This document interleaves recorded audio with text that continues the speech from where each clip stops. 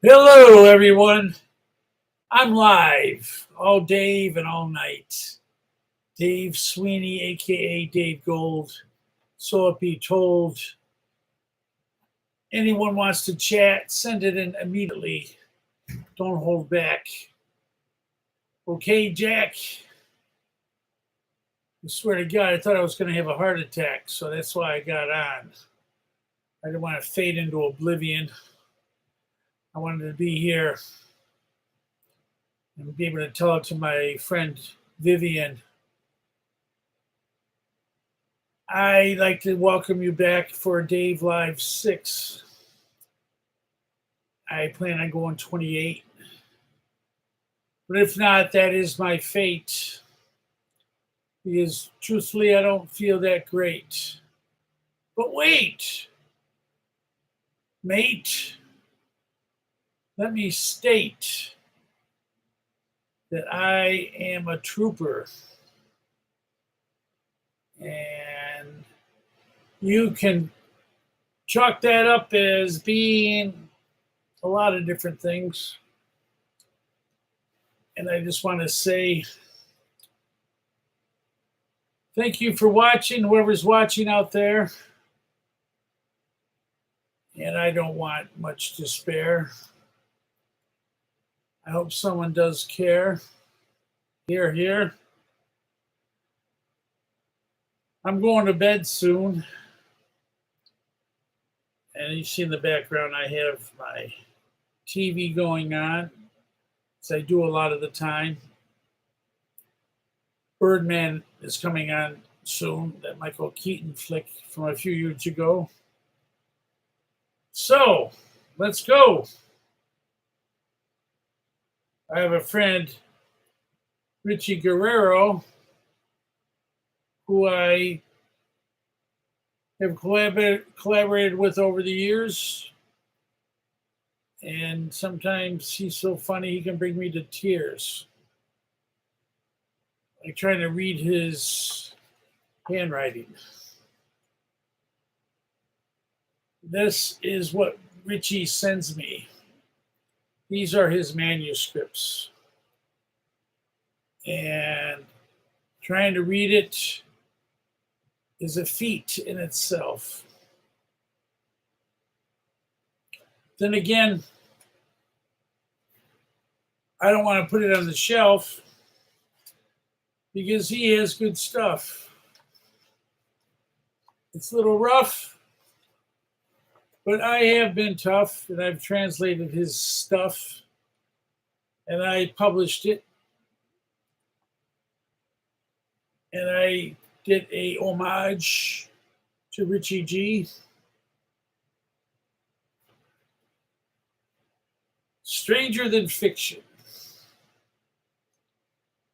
And it's a hodgepodge. I have poems and plays, all inspired by Mr. Richie G. Really, his name is Richard Guerrero. He lives in Cliffside Park, New Jersey, with his mother. Oh, brother. He used to live on the Lower East Side of Manhattan in a rent-controlled space, a two-bedroom that he paid about a little over $100 a month on. And then the guy, for years, the landlord, the owner of the building, wanted to get him out. And Richie held off for a real high buyout. And then the recession kicked in, the economy went sour, and he was dour. When on the selling hour, he got a lot less, which was at best for him. He made the mistake to think he owned the apartment. And a friend gave him bad advice and said, take the money that it would be on the marketplace. But he didn't own it. So I think he was offered a couple $100,000. And holy cow, at the end, I think he barely got 100. So he took a deduction, and it was a reduction. My deduction is Richie wanted to get out of New York so bad that he took it. He was saying for a long time how much he hated New York, the city. And it was a pity because he did live that idyllic life like Walter Mitty for many years. He's been a colleague of mine for over 20 years. He's a man child who had illicit many tears and fears and arrears. Stick around and I'll show you who cares. Me. Yes. Richie G can be a catastrophe, like my old creative friend Mr. Lee used to be. But as you will see, he should charge me a fee because he has inspired me. To write about him, I decree. I have poems and plays that sachets through his life, depicting the strife concerning a would-be wife and a deranged Barney Fife. Interrogation, 80 gold coins, and foxhole will tickle you in the loins of long ago. Add a few poems and you have everything for your homes. Enjoy. Boy, oh boy, that's a great intro, isn't it? These plays I did write based on Richie's experiences that he related to me. I fictionalized them, of course. Interrogation, 80 gold coins, and foxhole. And I shot it with the video. I didn't have Richie act in it. I think he wanted some money, but I couldn't give that honey that type of money because I had none myself. 80 gold coins. His stepdad had all these gold coins under his bed, and Ricky used to take them little by little, Richie. And I came up with the idea of 80 gold coins. Sort of a takeoff on American Buffalo, the David Mamet play, where he had to say that a nickel was very, very rare and expensive. American Buffalo, nickel.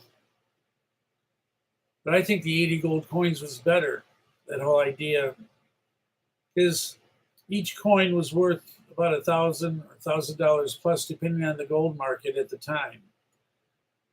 So I wrote that, and it was an interesting piece.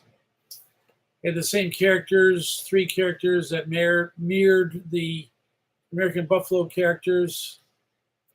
Teach, the flamboyant character, I based on Richie.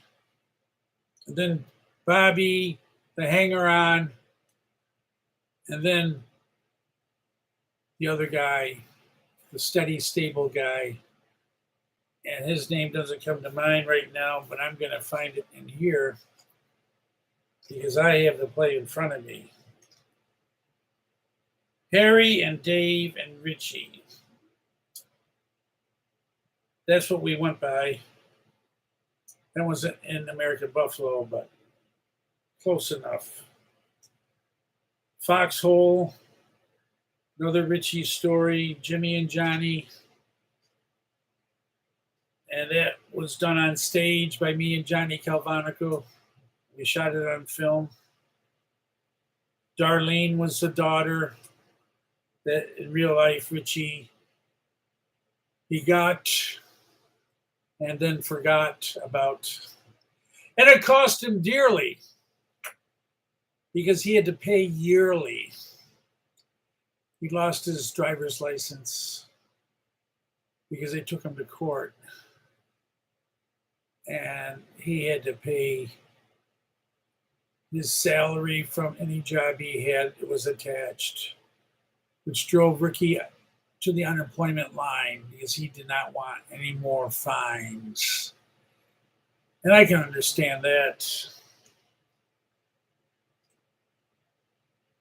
But I'm not going to be judgmental today. I'm not going to say he should have met her or owed up to his responsibilities. It would have been the smarter thing to do for him in terms of long term. He would not have lost everything.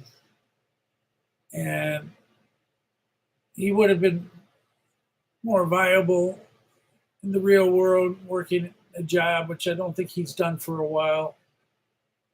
He just hangs on. He hangs on with his mom.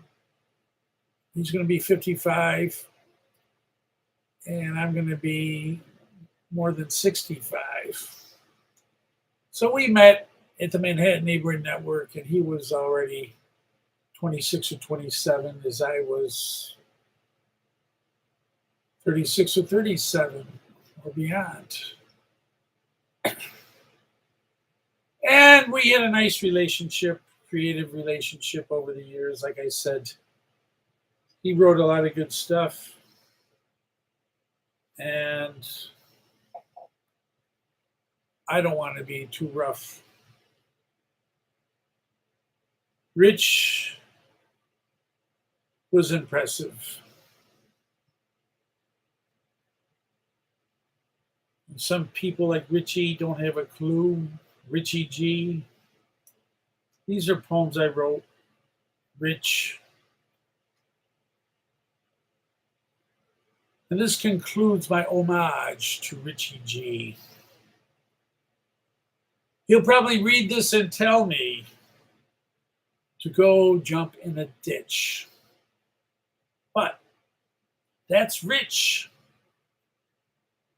Or maybe he'll ask for a hitch to go out west and make his pitch to his long lost daughter. Who knows? Maybe you should give him some water of the eternal kind. Then Richie will find that we are all of the same mind. Don't buy it, then just unwind. And if you don't like any of this, kiss my behind. I keep saying the same thing because that's the best I can bring. I remember watching Flash Gordon and being afraid of Ming. So my mind is in the past, so make this last. And interrogation, Richie G told me about a trip he made to the Newark airport with his camera and how he was held by security as a result. He gave me a few details about this, how they treated him. In particular, this guy kept asking him if he did porn. This inspired me to write Interrogation. And Foxhole was inspired by events in Richie's life just as 80 Gold Coins was. It's by no means whatsoever biographical, but it does take bits and pieces of reality from Richie's life. Bullshit. This is Richie's life verbatim. But don't call him Tatum when he acts like a diva. But trust me, I'm a believer. You can get this book on Amazon Books. Go to Dave Sweeney and say, take a look at an homage to Richie G.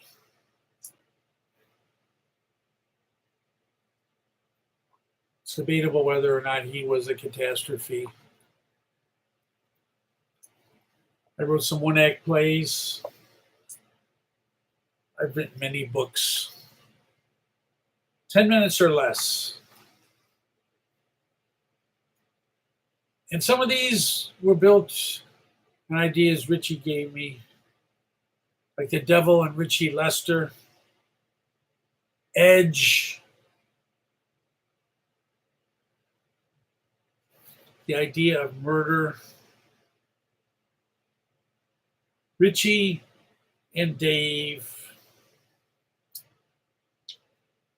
Then we had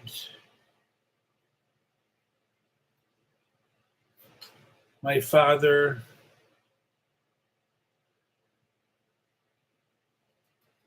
This was an idea, I think, given to me by Richie, too, based on his father's life. The Devil and Richie Lester. Richie wakes up and he's in hell. Oh, well. It seems like forever, but at the very end, he wakes up, he's just having a dream. That's a pretty sick scene. An easy way to end it. In Edge, Richie is working near Edgewater, New Jersey, not far from Cliffside Park. And there's a character a lot like Sinead O'Connor, who recently passed away, staying in a local motel, just hiding out more or less. Richie's sort of the local janitor, and he catches on that's who it is. And they have an encounter in there. It's an interesting one. That's why I termed it Edge, because there is an edge. It's on the edge of Edgewater, but there's an edge between the two characters. So that's a pretty good double meaning, don't you think? You think? And we have different characters in here, Robert and Cynthia. I named them that. Accessed. This is based on my idea of Richie coming to visit me in my small apartment here and getting him out after a while. He doesn't want to leave. So I have to figure out how to get him out. It's an interesting piece. I always wish I could have had like a repertoire company and do all my plays. Get people to come in, actors and actresses and directors, and take an interest in all my works. I'd have them spread out all over for everyone to look at and to choose, and then read them during the 2-hour block or whatever we have in there. I wouldn't want it too long. And then try to generate some interest and stage them on showcase nights, and then decide to film them, videotape them, make a movie like something with them. I have so much material I could do that. That was my dream. If I said I ever was rich, I made a lot of money in acting or whatever, I would do that. I never got that chance. Perchance, here's Dave Gould's Gotham poems and Richie Tomes. During the pandemic, the Gotham writers, they had Zoom meetings where we did poetry. They cued us, they prompted us. And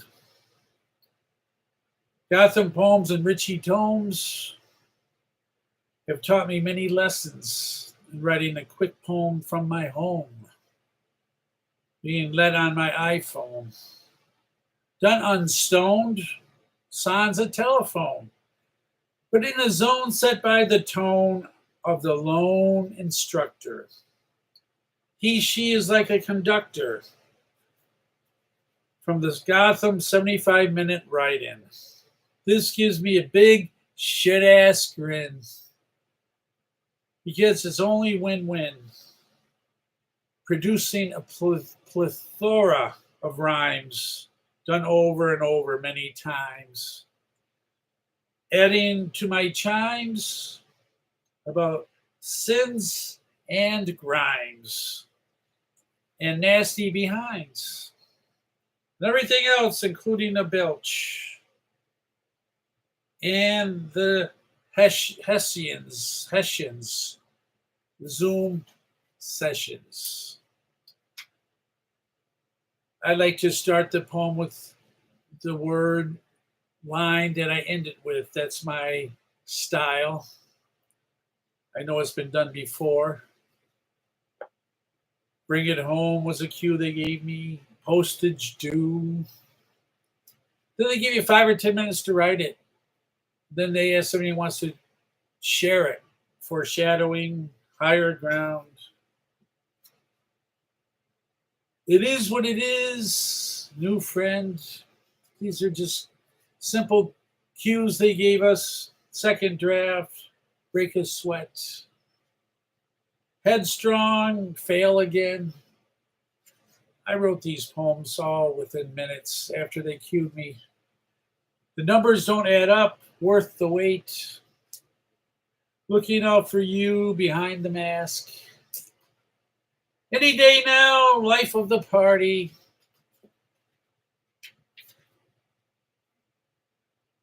Pumpkin spice. What kind of cue is that? Kind of cutesy, artsy fartsy. Premonition. And that's about it. It was like 21 that I did. So I took about 21 classes with them during the pandemic, I believe, if I wrote that many. Because each time we did one. Then there's this piece called Bored. And this is a piece written by Richie G that I put in here. And it's 2 characters, David and Harv. Harv is my friend Harvey Kaufman, but Richie wrote it, tailor-made it for us. I had this all figured out with my iPhone. We're going to shoot it here, right here. I had all the shots. And Harvey, I even said I would give him $100. And he didn't want to do it. I don't know why. He didn't want to do it. I guess he said he didn't think it was that good, which I think was sort of absurd because Richie does have a talent. Offbeat, but talent. Until Sunup was another one he wrote. This was based on me, my character, Dave, and Dixon, James Dixon, who unfortunately has passed away. And that's all I have to say. But this was an interesting piece that Richie wrote that I put in here. Richie wanted me to give these things back to him, especially his own handwritten stuff, which he could gladly have back. He wanted me to mail it to him, but I wasn't going to waste postage stamps on mailing that stuff in the mail. This is another good one, Sunup. Sunup or Until Sunup? Let's get the title right. What was it? Until Sunup. Okay, so I did this. I've done this selfishly because I was really feeling funky and I wanted to snap myself out of it. And I think I did, kid. In the background, you see the movie The Birdman with Michael Keaton. I thought that was a good film. He thought he was going to win the Academy Award, but that other guy won it for playing Stephen Hawking. I forgot his name. I'll tell you, it was sad because Michael Keaton was just ready to get up and they gave it to the other guy. Oh my. He did put in a good performance. The movie was good, but not great because they blew it. They could have had it hard hitting, like the one with Burt Lancaster and Tony Curtis, The Sweet Smell of Success. I saw this as another cutting edge film that was right in that vein. And that was done in 58. So this was done 30, 40 years later. What, 58, 68, 78, 88, 98. 50 plus years later. But he went off on this tangent where the guy is flying around as a Birdman. And it was hard hitting. It was a theater piece. It was about the theater. and how people came now from Hollywood to do shows. And they don't like that. And they were capturing that whole idea that they're making plays from Hollywood stories and series and ideas. And it was really hard hitting.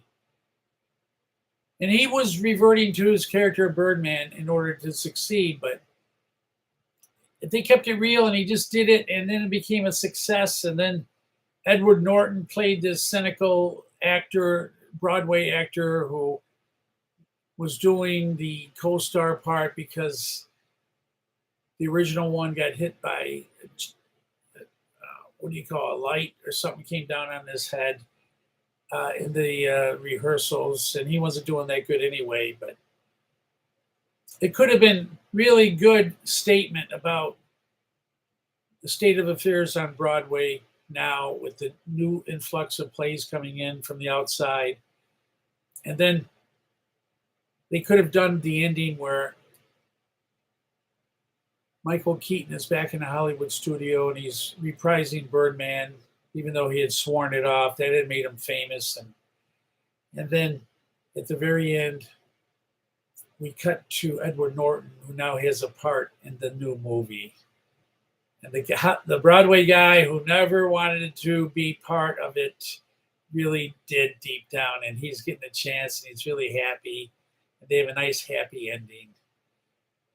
But I'll tell you, it turned into crapola, the second half of the film. The first half is tremendous. And I really think they did shooting in one long shot after another. And that was pretty good, brother.